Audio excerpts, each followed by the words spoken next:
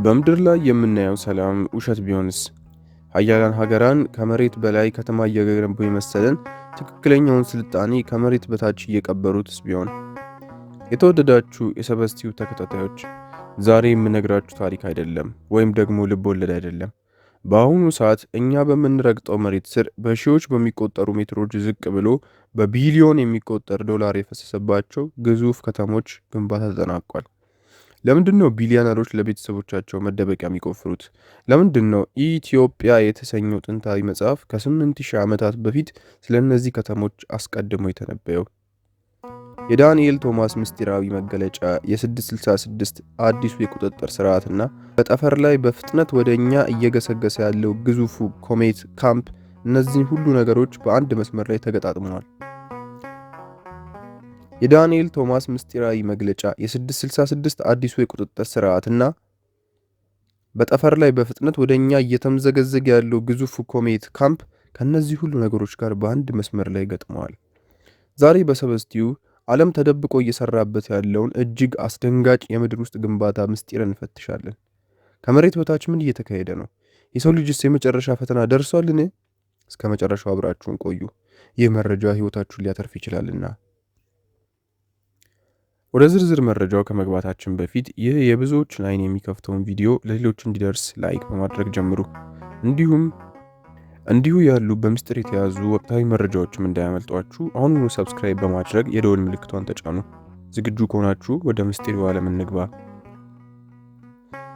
ክፍል 1: የምድር ውስጥ ግንባታ ምስጢርና የኒውክለር ስጋት። የተወደዳችሁ የሰበስቲው ተከታታዮች፣ እንኳን ወደ ዛሬው ልዩ ፕሮግራም በሰላም መጣችሁ። ሰሞኑን የወጡ እጅግ አስደንጋጭ መረጃዎች እንደሚያመለክቱት ከሆነ የዓለም ሀያላን ሀገራት ከምድር በላይ ካለው ልማት ይልቅ በምድር ውስጥ በሚካሄዱ እጅግ ግዙፍና ምስጢራዊ ፕሮጀክቶች ላይ ተጠምደዋል። ለመሆኑ እነዚህ አካላት ምን እያወቁ ይሆን? ከምንስ ለማምለጥ ይሆን እንዲህ ያለውን ዝግጅት የሚያካሂዱት? መልሱ አንድና ግልጽ ነው፤ የኒውክለር ጦርነት ስጋት። በአሁኑ ወቅት በዓለም አቀፍ ደረጃ ያለው የፖለቲካ ውጥረትና የሀያላን ሀገራት የጦር መሳሪያ ሽሚያ ዓለምን ወደ ኒውክለር ጦርነት አፋፍ እያደረሳት ይገኛል።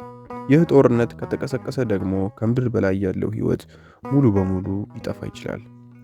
ስለሆነም የዓለም ሀያላን ሀገራት በቢሊዮኖች የሚቆጠሩ ሀብት ፈሰስ በማድረግ በምድር ጥልቀት ውስጥ ግዙፍ ከተሞችን እየገነቡ ነው። እነዚህ ከተሞች ከኒውክለር ፍንዳታና ጨረር ለመከላከል የሚያስችል ጠንካራ መዋቅር አላቸው። ለዓመታት የሚበቃ ምግብና የውሃ አቅርቦት አላቸው። የራሳቸው የኃይል ምንጭ ኒውክለር ሪያክተሮች ወይም ደግሞ ሌሎች ታዳሽ ኃይሎች አሏቸው። የላቀ የመገናኛ ስርዓትና የሕክምና ተቋማት አላቸው። በአጭሩ እነዚህ የምድር ውስጥ ከተሞች ከኒውክለር ጦርነት በኋላ የሚተርፈውን የሰው ልጅ ስልጣኔ ለመጠበቅ የተነደፉ ናቸው። ይህ እንቅስቃሴ ጥንታዊውና 8000 ዓመት ዕድሜ ያለው ኢትዮጵያ የተሰኘው መጽሐፍ አስቀድሞ ከተነበየው የማይታወቅ ከተማ ግንባታ ጋር በፍጹም ተመሳሳይነት አለው። ይህ መጽሐፍ በምድር ጥልቀት ውስጥ ስለሚገነባ ሀያል ከተማና የሰው ልጅ ከፊት ለፊቱ ስላለው ታላቅ ፈተና ምን ይላል? ይህ መጽሐፍ በምድር ጥልቀት ውስጥ ስለሚገነባ ሀያል ከተማና የሰው ልጅ ከፊት ለፊቱ ስላለው ታላቅ ፈተና ምን ይላል? ዛሬ በሰበስቲው ይህንን ምስጢር በጥልቀት እንፈትሻለን። የኒውክለር ድብቅ ምሽጎችና የኢትዮጵያ መጽሐፍ ምስጢር። ውድ ተመልካቾቼ፣ ጉዳዩ ተራ የፖለቲካ ውጥረት አይደለም። የዓለም ሀያላን ሀገራት በአሁኑ ወቅት የኒውክለር አረር ወይም ደግሞ ኒውክለር ዋርሄድስ በማከማቸት ብቻ አልተወሰኑም። ይልቁንም የኒውክለር ጦርነት ቢከሰት እንኳን ስልጣኔ አይጥፋ በሚል ሰበብ ከመሬት በታች ከ500 እስከ 1000 ሜትር ጥልቀት ያላቸውን ከተሞች እየገነቡ ነው። የኒውክለር ጨረር መከላከያ ቴክኖሎጂ ወይንም ደግሞ ራዲዬሽን ሺልዲንግ እነዚህን ግንባታዎች ከከባድ የኒውክለር ጨረር ወይም ደግሞ ራዲዬሽን መቋቋም የሚችሉ የሊድና የኮንክሪት ድብልቅ ግድግዳዎች አሏቸው። አየር የሚያጣሩ ግዙፍ ማሽኖች ወይም ደግሞ ኤል ፊልተሬሽን ሲስተም ተገጥሞላቸዋል። ይህ ማለት ከላይ ምድር በኒውክለር ጭስ ብትታፈን እንኳን ከታች ያሉት ግንባታዎች ንጹህ አየር እንዲያገኙ ያደርጋቸዋል። የኢትዮጵያ መጽሐፍና 8000 ዓመቱ ትንቢት፣ ይህ ሁሉ ጥረት ግን አዲስ አይደለም። ኢትዮጵያ የተሰኘው ጥንታዊና ምስጢራዊ መጽሐፍ ገና ከ8000 ዓመታት በፊት ስለ እነዚህ ግንባታዎች ፍንጭ ይሰጠናል።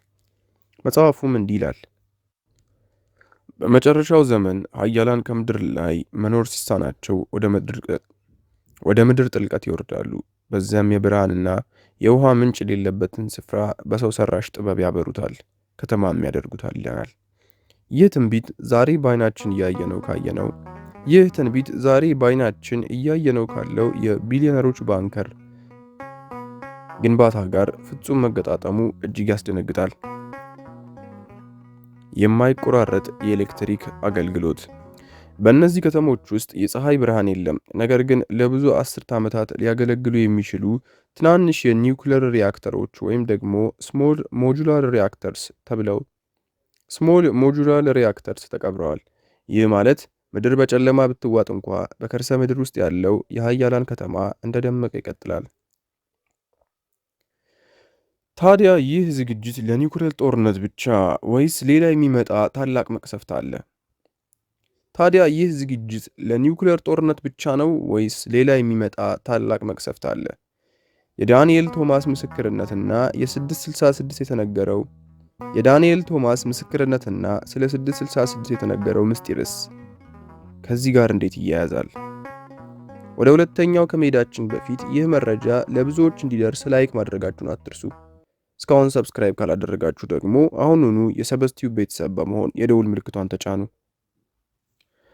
የዳንኤል ቶማስ ምስክርነትና የ666 ምስጢራዊ ቁርኝት። የተወደዳችሁ የሰበስቲዩብ ተከታታዮች አሁን ወደ ዋናውና ወደሚሰነፍጠው እውነታ እንሻገራለን። የኒውክሌር ስጋት ብቻውን እነዚህን ኃያላን ከመሬት በታች እንዲቀበሩ አላደረጋቸውም። ጉዳዩ ከሃይማኖታዊ ትንቢቶችና ከ666 ምስጢር ጋር የተያያዘ መሆኑን ተመራማሪው ዳንኤል ቶማስ በስፋት ያትታል። አንደኛ፣ 666 እና የዲጂታል ቁጥጥር ማዕከል። ዳንኤል ቶማስ እንደሚለው እነዚህ የምድር ውስጥ ከተሞች የወደፊቱን የዓለም መንግሥት ዘ ዋን ወርልድ ገቨርንመንት መቆጣጠሪያ ማዕከላት ናቸው። 666 የተሰኘው ስርዓት ተግባራዊ በሚሆንበት ጊዜ መሬት ላይ ያለው እንቅስቃሴ ሙሉ በሙሉ በቁጥጥር ስር ይውላል። ነገር ግን ይህንን ስርዓት የሚዘውሩትን አካላት በምድር ውስጥ በሚገኙና በማይበገሩ ዘመናዊ የጦር ካምፖች ውስጥ ሆነው ትዕዛዝ ያስተላልፋሉ። ሁለተኛ፣ አጥማኤልና የ8000 ዓመቱ ዝግጅት። በጥንታዊ መጽሐፍ ላይ አጥማኤል ተብሎ የተጠቀሰውና ለ8000 ዓመታት ሲዘጋጅ የቆየው ኃይል አሁን በምድር ላይ የሚታየውን ምስጢራዊ ግንባታ እንደሚመራ ይነገራል። ይህ ኃይል የሰውን ልጅ ወደ ባርነት ለመውሰድና አዲስ የዓለም ስርዓት ለመመስረት የሚጠቀምባቸውን እነዚህኑ የመሬት ውስጥ ከተማዎች ነው። ክፍል 3 አዲሱ የጠፈር ስጋት ወይም ደግሞ ኮሜት ካምፕ። ክፍል 3 አዲሱ የጠፈር ስጋት ኮሜት። ክፍል 3 አዲሱ የጠፈር ስጋት ኮሜት ካምፕ። ነገሩን ይበልጥ አሳሳቢ የሚያደርገው ደግሞ ካምፕ ተብሎ የተሰየመውና በቅርቡ የተገኘው አዲስ ኮሜት ነው። ይህ ኮሜት ተራ የጠፈር አካል አይደለም። ግዝፈቱ እንደ ጁፒተር የሆነው ይህ ኮሜት ወደ ፀሐይ ሲቃረብ አስገራሚና ረጅም ጅራት እያወጣ መሆኑን የጠፈር ተመራማሪዎች ገልጸዋል። ኮሜቱ ወደ ምድር ሲቃረብ የሚፈጥረው የስበት ኃይል መዛባት ወይም ግራቪቴሽናል ፑል ታላቅ የመሬት መንቀጥቀጥ ነው። አደጋው ኮሜቱ ወደ ምድር ሲቃረብ የሚፈጥረው የስበት ኃይል መዛባት ወይም ግራቪቴሽናል ፑል ታላላቅ የመሬት መንቀጥቀጦችንና የውቅያኖስን መናወጥ ሊያስከትል ይችላል። በሽታዎች። ዳንኤል ቶማስ አያይዞ እንደገለጸው ይህ ኮሜት በጅራቱ ውስጥ የተለያዩ የጠፈር ብናኞችና በሽታ አምጪ ተህዋሲያንን ይዞ ሊመጣ እንደሚችል ስጋት አለ። ኃያላኑ በምድር ውስጥ የሚደበቁት ከኒውክሌር ጦርነት ብቻ ሳይሆን ይህ ኮሜት ከሚያስከትለው የተፈጥሮ መቅሰፍት ለማምለጥ ጭምር ነው። የተወደዳችሁ የሰበስቲዩብ ቤተሰቦች፣ የዓለም ፍጻሜ ምልክቶች በየአቅጣጫው እየታዩ ነው። ኃያላኑ በምድር ውስጥ ቢደበቁም ከፈጣሪ ፍርድ ግን የሚያመልጥ ማንም የለም። ዳንኤል ቶማስ እንዳለው የመጀመሪያው ክፍል ፋይናንስ ተጠናቋል። ይህ ማለት ዝግጅቱ ወደ ማጠናቀቂያው ደርሷል ማለት ነው። እኛስ ምን ያህል ተዘጋጅተናል? አቤቱ እኔን ለመርዳት ፍጠን፣ ወደ እኔም ተመልከት። ሁልጊዜም ማዳንን እንድንመለከትና ከሚመጣው ቁጣ እንድናመልጥ ጸሎታችን ይሁን። ክፍል 4 የመጀመሪያው ክፍል ፋይናንስ ተጠናቋል። የዳንኤል ቶማስ የመጨረሻ ማስጠንቀቂያ። ተወዳጅ የሰበዝ ቲዩብ ቤተሰቦች፣ አሁን ደግሞ መጨረሻውንና እጅግ አሳሳቢው ክፍል ጋር ደርሰናል። ተወዳጅ የሰበዝ ቲዩብ ቤተሰቦች፣ አሁን ደግሞ ወደ መጨረሻውና እጅግ አሳሳቢው ክፍል ጋር ደርሰናል።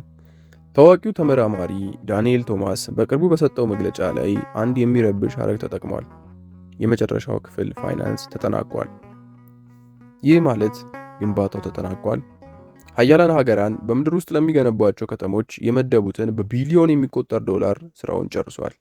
ይህ ማለት መደበቂያዎቹ አሁን ለአገልግሎት ዝግጁ ናቸው ማለት ነው። ሁለተኛ፣ አስፈላጊ የሆኑ ቁሳቁሶች ተከማችተዋል። ከምግብ ከውሃና ከሕክምና ቁሳቁስ ባለፈ የወደፊቱን ዓለም ለመዘወር የሚያስፈልጉ የቴክኖሎጂ ውጤቶች ሙሉ በሙሉ ከመሬት በታች ገብተው ተከማችተዋል። ዳንኤል ቶማስ አክሎ እንደገለጸው በእነዚህ ስፍራዎች ውስጥ ተሽከርካሪ አያስፈልግም፣ ምክንያቱም በከተሞች ውስጥ የሚኖረው እንቅስቃሴ ሁሉ በዘመናዊ ማግኔቲክ ወይም ደግሞ በከፍተኛ ቴክኖሎጂ የታገዘ የትራንስፖርት ስርዓት የሚመራ ነው። ይህ ደግሞ በምድር ላይ የሚታየውን የተሽከርካሪ ጋጋታና ጫጫታ ያስቀራል። ክፍል 5 ናሽናል ሪዘርቭ እና ዶናልድ ትራምፕ። የናሽናል ሪዘርቭ እና የዶናልድ ትራምፕ ስም መነሳት።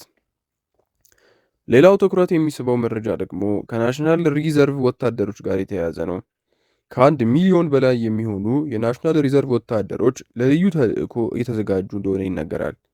እነዚህ ወታደሮች ኃላፊነት ያለባቸው እነዚህን የምድር ውስጥ ከተሞች ለመጠበቅና በምድር ላይ ትርምስ ሲፈጠር ስርዓት ለማስከበር እንደሆነ ይገመታል።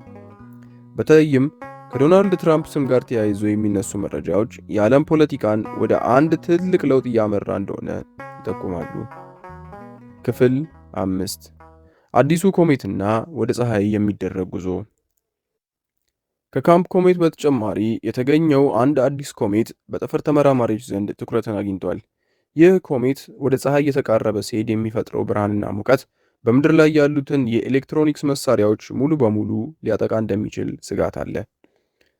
ሀያላኑ በምድር ውስጥ የሚገነቧቸው ከተሞች ከዚህ የፀሐይ ማዕበል ለመከላከል የሚያስችሉ ልዩ ሽፋን እንዳላቸው ይነገራል።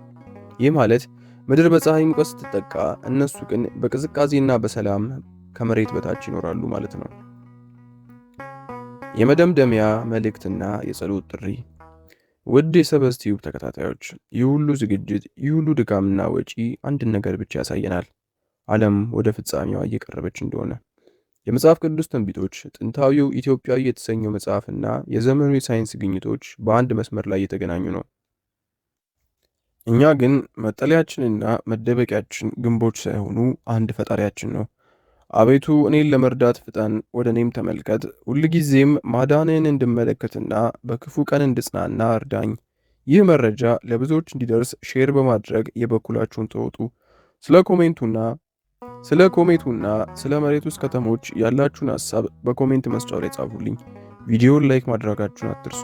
ሰብስክራይብ በማድረግ የሰበዝ ቲዩብ ቤተሰብ መሆኑን ያረጋግጡ። በሚቀጥለው ፕሮግራም እስከምንገናኝ ሰላም ሁኑ።